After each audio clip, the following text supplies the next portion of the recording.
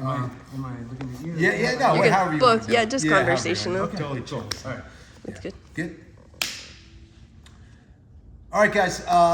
Thanks for checking out the live. I'm Kenny Florian. I'm here with Tom McMahon, and Tom is visiting us from Florida. Where I'm in North Miami Beach. I've moved around a lot, so I have a lot of friends in a lot of places. In fact, the first time we met was actually in California. I think you were living out there. That's right. That's right. At Homelo's, I believe. Yes. Homolo, Yeah, it Bahamas. was. Yeah. But now in North Miami Beach, Florida. Nice, man.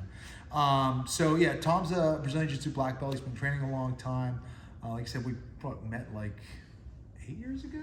Oh gosh, it's probably Maybe more now. Yeah. Jeez, that's crazy. It's been a while. Oh my God. My timing isn't great here. Getting older. So I just kind of want to talk about a little bit about your background, how long you've been training, if you did any martial arts before Brazilian Jiu-Jitsu. I know you've been shooting a little bit as well. I did a little tactical training here. Got humbled well. today.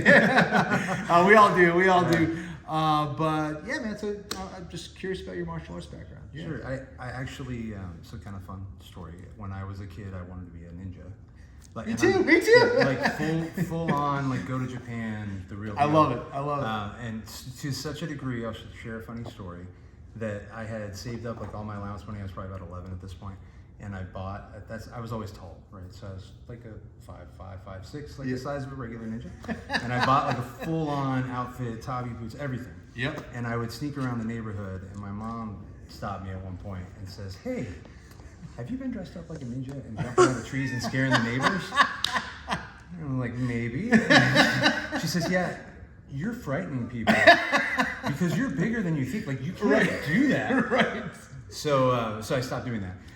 But I've always liked martial arts. I did Taekwondo when I was very young. I did Pylon Kung Fu, some Muay Thai, like Chinese kickboxing. Yep. And I got my first black belt, I think when I was 14. And I thought that I was good, but what I didn't realize in that type of environment, nothing bad about that. I think any martial arts is good for kids, and discipline. Yeah. It really taught me how to go with technique and learn technique. And I wasn't always big. I mean, I was tall, but I wasn't big. Yeah. But I got jumped when I was in middle school. Okay. And I got my ass kicked real bad, and it was when I went to the ground. I didn't know what to do. Once I was on the feet, I fought really well. I was kicking the guy, hitting the guy, everything was good, and we were able to separate.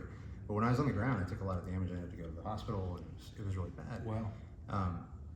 And more than the physical damage, there was an emotional damage. Yeah, sure. I thought, what's the point of 14 years of martial arts to get the crap kicked out of you on the street and not have an answer on the ground? So I realized there was a huge hole in my knowledge, and I started going on this like quest of I have to find the martial arts that figures out what to do on the ground. That is really cool. And I went through all kinds, like I did Aikido, and I'm like, this is BS. Right. Beautiful for feudal Japan when someone's on a battlefield, very effective in today's world. The idea behind Aikido is cool because it's it's an elegant martial art. They try to use the technique, and the principles are kind of there, but the application maybe not so much. Right? Again, in today's world, you don't have someone committed 100% to a strike on a battlefield with no way out. Right. So different. And anyways, I experimented with a lot of things, and like a lot of people, around the time that I started jiu-jitsu, I saw Hoist Gracie. I saw him run through guys that were bigger than him, doing all these other martial arts, and I said, that's what I need to learn. Yes. So it took me a while to find someone. I had moved out to California for work, and I found not a well-known guy, old school. He was the guy that taught the tap out guys. Basically, if you did jiu-jitsu in the Inland Empire, you knew Pedro Carvalho. Pedro, And he had a tape series way back in the day too. That was super VHS. popular. Yes. Yeah. Had a whole thing. I think he was the first. He's credited as the first legitimate video of jiu-jitsu. Yeah. So I started there all the way through brown belt. That was 20 years ago actually this year. Wow. And he ultimately moved, and I hooked up with Alliance, and I've just stayed competing ever since. And I've been really fortunate, working in a lot of different places and moving a lot of different places that I've met people on different teams. Back in the day that was a thing. Now I think people are just more interested in learning and supporting. Definitely. And I'm blessed. Like people are so nice to me, way more than I deserve. And so like Homo still treats me super awesome. I go visit California, I have all these friends. And so now when I travel for work, I make it a point to visit people that I care about. That's awesome. And then I get to do what I love. That's awesome. Tom's a gentle giant. He's a great guy. You do deserve it. So All right, so very similar background. I did the exact same thing. I used to sneak around my neighborhood, not always in a ninja suit. My brother had a ninja suit. My oldest brother had a ninja suit. It was way too big for me, so I couldn't fit into it. But I would, dressed in camo, and I was really into G.I. Joe and martial arts movies and ninja movies. So very similar background in that regard. And same thing. It kind of did Shaolin Kempo karate, kung fu as a kid. My dad wanted me to learn it, and then of course saw Hoist Gracie like you did, and things took off. That is interesting. So when you started training in jiu-jitsu, would you say that fight as a kid was still like kind of one of your main motivations? Or like, this is finally the thing that's gonna fill that kind of hole in my game? Totally. Yeah, and I thought I would always keep striking. Right. Yeah, I'm going to keep doing this, and now I'm well-rounded. And I just kind of fell in love with the concept of, I felt so helpless when it went to the ground in that moment. And this is almost like a superpower for someone that doesn't know this. You can control someone to a degree where I've had people like break down and quit. Yeah. And you see that, and you never had to throw a punch, and you never did any like physical damage. Yeah. And so plus there's like a chess aspect to it, and there's a technique for everything, and you have strategy that you can. Yes. So once I got into it, I was hooked, and I can't. Maybe I've thrown punches on a bag and some kicks like once in the last 3 years. Yeah. But I rarely. Right. A little bit of elbows here and there. Jiu-jitsu is your thing, man. It is. Yeah. 100%. Yeah, that's cool, man. You've competed a lot. Like, what have you done competition-wise, man? I used to see you on the podiums all the time, or competing all the time. Yeah, I have. I think when I really knew that I was good at jiu-jitsu, I went to Worlds in 2009. It's the first time I gone to Worlds as a purple belt. I subbed everybody in ultra heavy, and I was like, wow, I guess I'm okay at this sport. And I remember Robert Drysdale said, if you can win Worlds as a purple belt, you're probably a legit jiu-jitsu practitioner. Yeah, that's a big deal. I'm like, okay. Especially as American, by the way. Yeah, so I thought it was cool. Fun story there. I went to the open weight. I was feeling like, then my ego got really big. I'm like, I just won. I'm gonna win the open weight now. And I show up, and this little kid who was 18 comes out of nowhere, sweeps me. He's all over me. He's attacking me. He's getting super frustrated. He couldn't tap me out. He's like hitting the mat next to my head. And I'm like, what is going on? Like, I got murked. So he didn't sub me, but it was like 30-0. I get done, and this kid, goes on and runs through everybody, subs everybody, gets on the podium, and that was the year that Buchecha won. It was the first time he competed. It was Buchecha. It was Buchecha. 13-time black belt Brazilian Jiu-Jitsu world champion. Yeah, he ended up being pretty good. So funny. So I kept competing. I always competed. I did the first Masters Worlds, and I ended up winning at brown belt. I won weight and open weight, and I just try to stay consistent. I try to do like 6 comps a year. Yeah. Gives you a reason to focus. Gives you a reason to work out. You got to watch. I don't have to watch my dad. I can eat whatever I want. Ultra heavy for life. But it was just a good experience. It keeps you sharp, and I'll share. Like I've done some other stuff since, but the one thing that I think is really cool. I've lost some fights I shouldn't have lost. I've won some matches I shouldn't have won. But the accolade that I really like is when I was a white belt. My only goal, because I am competitive. I did other sports, and I thought, man, I saw Worlds in the pyramid with the finals day, with all the benches were down and people are screaming down. I mean, it's crazy. And I thought, man, I just want to be a black belt and compete at Worlds against the best in the world on the finals day. And so fast forward to 2019, I was fighting Tavi Nolati, if anyone knows who he is, big boy. And I was winning on points, and I took his back. It's funny, we were working the back today. And he had my one leg stuck in. I had that, basically the position we had. Okay, like the clamp down there. Yeah, and if you don't know, Tavi Nolati weighs like 320 pounds, and I think he's maybe 5'10". Yeah, he's big boy. And he starts pulling on my foot. I couldn't get it out. I knew, like, people tap to that with him, and he'll break your foot. Right. And I thought, this isn't a move, Right. And I didn't spend all this time getting here, which if I won that match, it was going to be quarterfinals next day, finals day of the World Championship. Right. You were made to the second day. Yeah, finals day, and I was like, you know what? Break it. Yeah. And so he broke my foot, and I went on and won the match, and I whatever. And so guess who I get in the quarterfinals? Now, Buchecha. Now, like 8-time world champion Buchecha. So he wasn't quite at the pinnacle of his career, but he was Buchecha. He was a lowly 8-time world champion. Full Buchecha now. And peak Buchecha. Yeah. So this is funny. I remember very clearly Drysdale and Braulio Estima were commenting on it. And I started off, like the first 2 minutes, I looked decent. Yeah. And then I proceeded to get like serial smashed by Buchecha. And at one point, I don't know if it was Drysdale or if it was Estima, and they're like, "Oh, he's just fighting not to lose." And I remember thinking, like, "Yeah, have you fought against Buchecha? Like I have. I know how this goes. It's not good." So, anyways, he smoked me, and this time I think it was worse. It was like 49-0. And we get done. He's such a class act. He's so funny. He's a good dude, man. Yeah, he's like, "Man, you're so strong." I'm like, "That's funny." But so here's like the coolest accolade. So the white belt goal that I had, I made it to the finals day. I fought the person who's won the most medals in the world, and I continue to compete because I just think it's good to do something that makes you uncomfortable. I don't care what anyone says. Every time I get on the mat, I get nervous. Yeah. It's easier as you do it more, but if you don't get nervous, I don't believe you. It's easier, but not easy. Yes. Yeah. And I am the only person, to my knowledge, on the way to Buchecha's double gold runs that he has not submitted not just once but twice. That's wow. Yeah. So sometimes I think Hickson said this. Like sometimes you don't have to win, you can't win. Yeah. But that has nothing to do with losing. And that to me, I know, like I get it. For the real competitors, the 1% of 1%, like that's not the right mentality. But I think that's an accomplishment. And the power of jiu-jitsu is like being comfortable, being uncomfortable. Sure. And to be able to survive against someone at that level is pretty remarkable. Well, also, and a lot of people, when you're facing guys like that have, won as much as Buchecha, that has accomplished as much as him, it's like people lose before they even get in there, and they're just like, "Oh, submit me or get me out of here. I don't want to be uncomfortable or whatever." That's super cool, man. That's neat. Yeah. That's a great story. I didn't know that. He still remembers me, by the way. Every time I see him, he's like, "Oh." He's such a good dude, man. He's always smiling. So the pyramid that he's talking about is at Long Beach State University.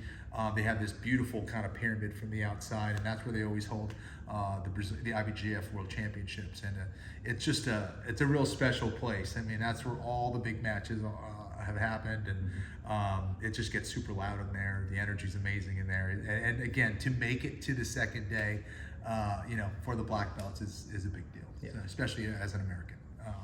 So that's really cool. So being underneath Buchecha isn't the only kind of adversity you've dealt with. No. You are a cancer survivor. Yeah. What kind of cancer did you have? What was that whole process like? And maybe what kind of lessons maybe from the mat did you apply to that, and maybe even vice versa?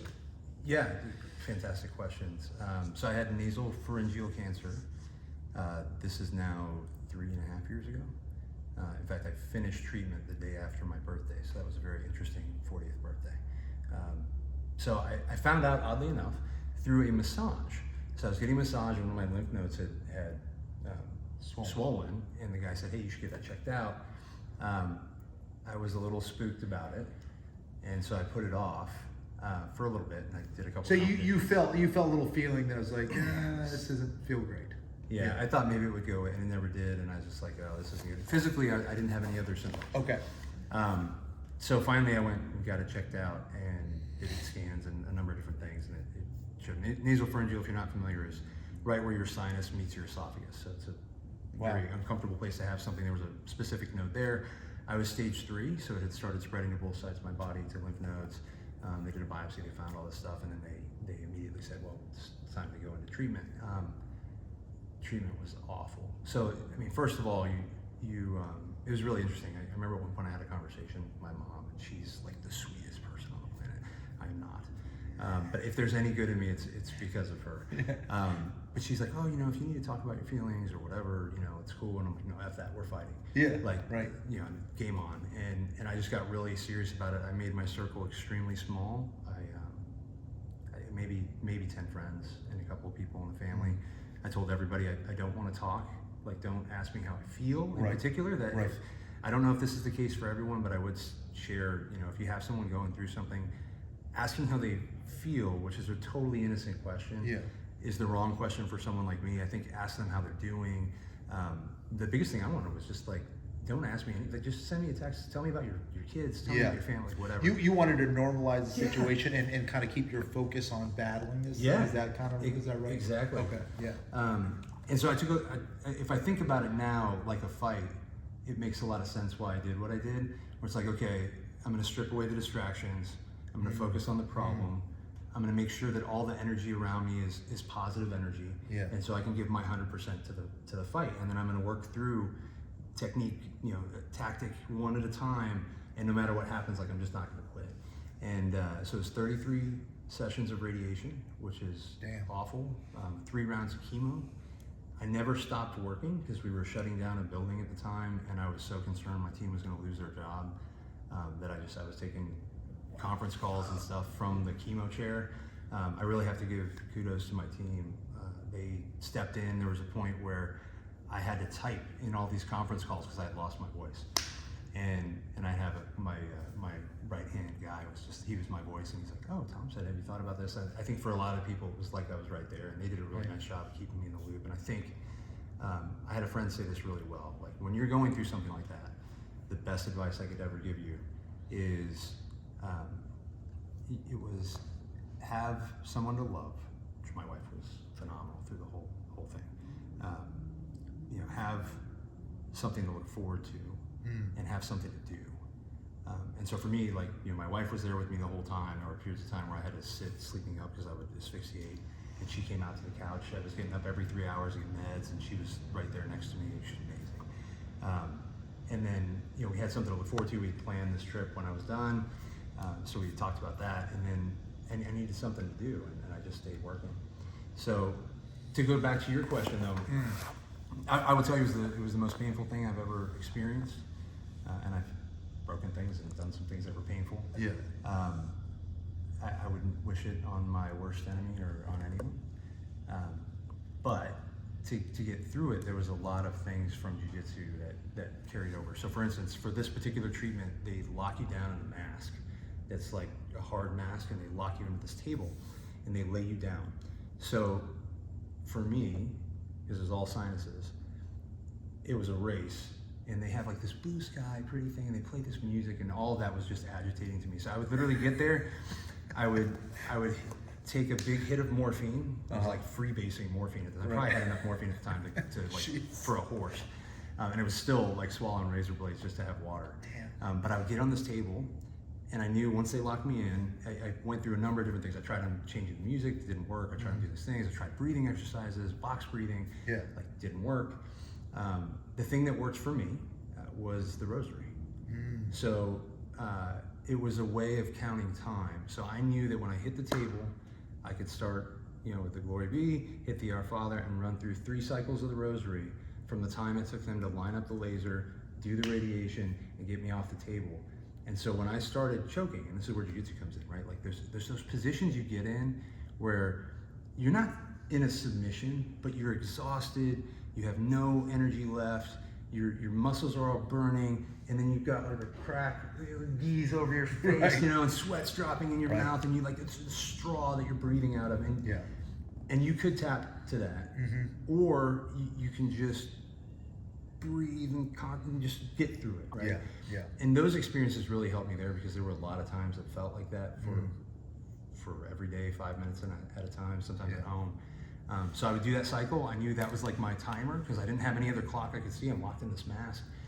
They'd come in, get me off the table, and I'd immediately go over and try not to throw up all over the place, and then go home and work through it. So that was, I think jiu-jitsu for me helped with that mindset of being comfortable, being uncomfortable, finding a way no matter what. Like I said, the rosary was a timer thing for me that helped me stay focused, and no matter what anyone believes in, for me, having that support from somewhere else meant a lot to me and made a big difference. And then I think the other piece that was interesting is they don't tell you this, it's not actually the treatments that are the worst, it's kind of exponential. So you think on your last day of treatment you're good to go. The following week is actually worse. And I think a lot of people aren't prepared for that. So I was very curious And just like if you would in a fight, right? Like I want to understand my opponent, I want to study tape, I want to do some strategy. Yeah. And so I asked about it. What happens after? How does this build up? Whatever. And so I knew that the following week was going to be worse. So I was mentally prepared for the fact that I wasn't out of the woods yet, which I think really floors a lot of people. They think they're done. Like nothing is worse than thinking you're because it's a cumulative effect. Right? Yeah. My Exactly. mom just went through it. She's a couple years now out of it, but she had a tumor and she said the same thing. But I think nothing breaks people more than when you think there's a finish line and you have to keep going. Right. So in my mind, I had to take away the finish line. I mean, you think about it in jiu-jitsu too. Like there's a big difference between sparring with no time limit until there's a finish, which is how I started, like old school jiu-jitsu, versus today where it's like, 6 minutes and you're good to go. Yes. Yeah, and that's a great point. I remember, the Gracies talk about this is like, it's way different if I drop you in the middle of the ocean and I say, I'll be back in 2 hours. 2 hours not fun. You gotta swim, you gotta doggy paddle, whatever you can for 2 hours. But there's a limit there, that someone is going to come to save you. Yeah. A lot of people will give up because they're out in the middle of the ocean and they don't know if someone's going to come out to save them. And maybe they give up at the 45-minute mark, not knowing that at the 2 hour mark, actually someone is going to come to save you. But then it's a totally different mentality. That's very interesting. Gosh. So that was my kind of going through it. I'll spare the gory details of some of the worst things. There were some funny moments. There was one time where I was actually choking. I was trying to get some food down. And I had laid down too far, and so I jumped up and I started running, and I got up too fast and I passed out and slammed into the fridge and spun around and grabbed. Meanwhile, my wife was just washing dishes, and she looks at me and she's like, "Why didn't you just spit it out?" And I'm like, "No." And I get up and I spit it out in the sink because I didn't want to make a mess. So we got a good laugh out of that. The best part of that whole thing was like when that was done, the fridge was dented in. The drawer was all bent, knives hanging out, and I didn't have a scratch on me, and everything else in the house was all jacked up. And my wife was just like, "You're an idiot." But I think there's something in that too, and I think this is a jiu-jitsu mentality, right? Like you got to be able to find some fun in dark places too. I think that helps. And then the last thing I'll say is no matter what you are, like I'm more introverted, so I think for me it was really important to get down to my core group. I think some people might want to do a different approach. If you're extroverted, you might want to have more friends around you, more positive energy, and that distraction helps. For me, it didn't help. But the build back, I think, was important too. So I say this a lot, and this is going to be controversial probably, but a lot of people get injured in jiu-jitsu and then they like take time off. Yeah. I wouldn't encourage you to make your injury worse, or to be silly when you have an injury. But I do think one of the things in jiu-jitsu that helped me, I had broken my back and I competed.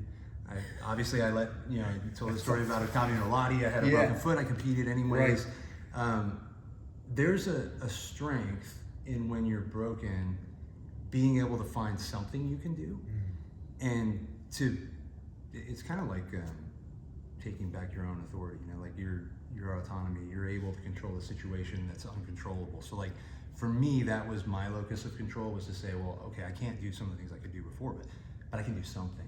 And so, if you're ever injured in jiu-jitsu, I would say tape it up, and as long as it's not a catastrophic thing, do position specific or do something. Like there's no excuse though to not do something. There's people that have gone through way worse overseas and lost limbs and other stuff, and they can do something. And I think that to me was really important from a mental perspective coming back.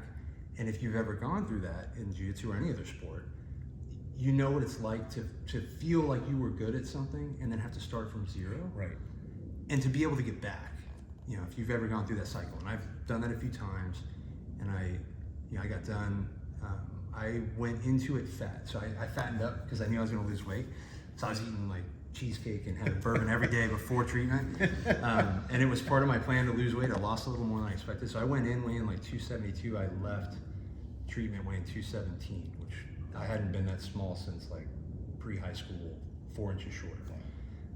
So it really messed me up. Yeah. But I also came out knowing like, okay, I can rebuild from here, and this is kind of an opportunity. What were the things I didn't like about how my body was or my composition or whatever, and I'm gonna be smarter about how I do it. And I got super systematic, and I started working. You were already planning like throughout the whole. That's awesome. All right. Well, I have awesome perspective, by the way. One more question. Yeah. I think we good on time. Yeah. Okay. One more question. So, and maybe it's a little more complicated than it was this or that, but yeah, So was it a mindset that you had because of martial arts, or was it a mindset that you had before? Because you obviously you wanted to be a ninja, right? And you wanted to be a martial, but that's true. Like, you know, you realize like, I want to be a ninja. I want to be a martial artist. I essentially want to be a warrior. Yeah. To be a warrior, it requires probably a strong mindset, a strong body, et cetera, right? So you kind of like set that path, I would assume. Mm-hmm. But obviously, the physical experience and the training does a certain thing. What do you credit that to? Because again, for most humans, that is not normal. Yeah. Right? Like a lot of people Totally. will be like, "What, you fought in a cage, or you do jujitsu, or you battled back from cancer? Like what? How did?" So like what? What goes into that? I guess. Yeah. I'll share something I've always liked this about you, where people look and you're cerebral and you're smart, you're strategic, and for whatever reason, people have this stereotype in their head that like, oh, you're a cage fighter, like you're a caveman, you're not smart, you don't think, Right. and that's not what it is at all. So like when I look at you, I think, and this is, you know, I think there's probably a component that was just your personality, and then you found an outlet that made sense. There's a part of my personality that just likes challenges. My wife tells me I shouldn't say this out loud because then you get challenging things sometimes that are not pleasant, right? But I've always liked that, and I think I was drawn to, you know, sports and martial arts because it is a challenge. And I think the thing about the martial arts in particular is that it goes beyond the physical. Like there's a mental aspect, there's a strategy aspect, there's almost a spiritual aspect. But like everything has to be like lined up in any sort of martial art thing. It doesn't matter if it's shooting, if it's like whatever. I think all of it has to come together. And for me, the martial arts kind of epitomize that. And then there's always that challenge. And so I think it was part of my personality. Mm-hmm. I think as a sales pitch for martial arts or anything really as you get older, there's less and less to compete in once you get out of school. And so if you can find an activity that has a cool competition that allows you to channel that and test yourself, I think it's cool. And then I think, you know, everyone always ends up looking for that. I would have never asked for this or looked for it. And you'll see some people that say, you know, everyone I've ever talked to says that cancer is the best thing that ever happened to him. I don't know who the hell they're talking to. But I will tell you, and I think this is important, like I read a lot of Stoicism and other things. You're trying to find a way to work through it. And again, I think that plays into the martial arts mindset. Yeah. So I think my personality drove me towards that. Everything in martial arts builds off of that, and you then learn about other mentalities and other things, and combining, you know, being cerebral with also being physical. Mm-hmm. And then you go through something like that, and I do like there's this thing in Stoicism called amore fati. I don't agree with that part. It means to love your fate. I will never be happy that I went through that. But what I do believe in is that you can build back better than you ever were before, and maybe it's different, but you can always build off of wherever you land. And so to me, it's almost like, my wife said this really well. She's like, this is gonna be a superpower for you.